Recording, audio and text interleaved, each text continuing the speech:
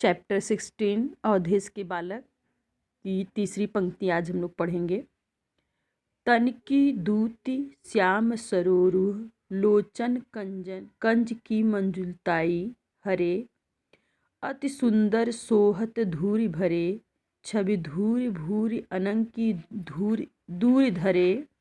दमके दतियाँ दुत दामिनी ज्यों, किलके कल बाल विनोद का। अवधेश के बालक चारि सदा, तुलसी मन मंदिर में विहरे।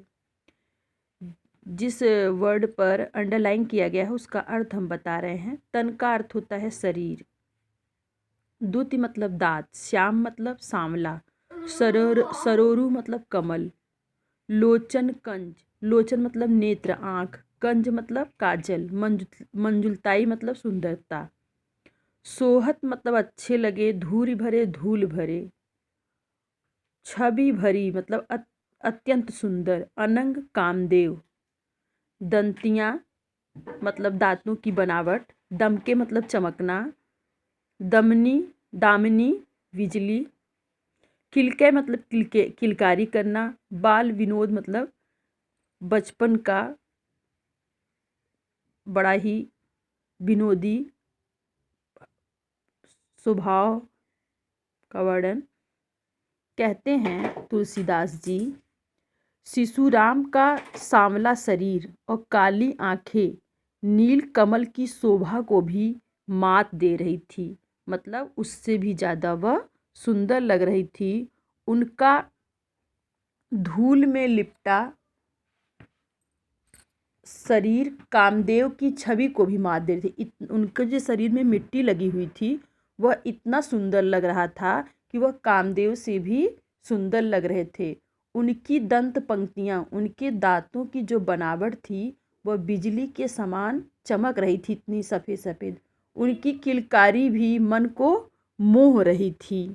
अर्थात कहते हैं कि उनका जो शरीर है, सांवला शरीर है, वह और काली आंखें जो हैं नील कमल की शोभा को भी मात दे रही थी, उससे भी ज़्यादा उनकी सुंदरता लग रही थी।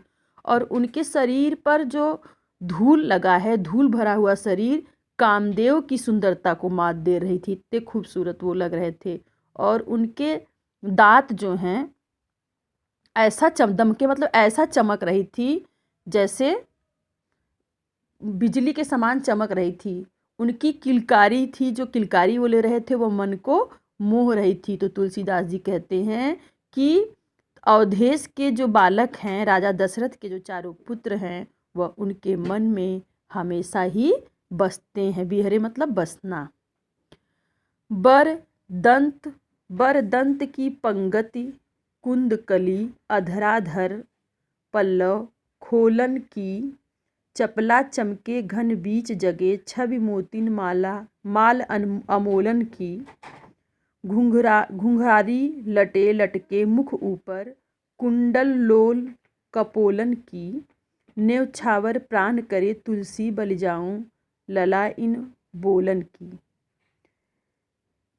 कहते हैं कि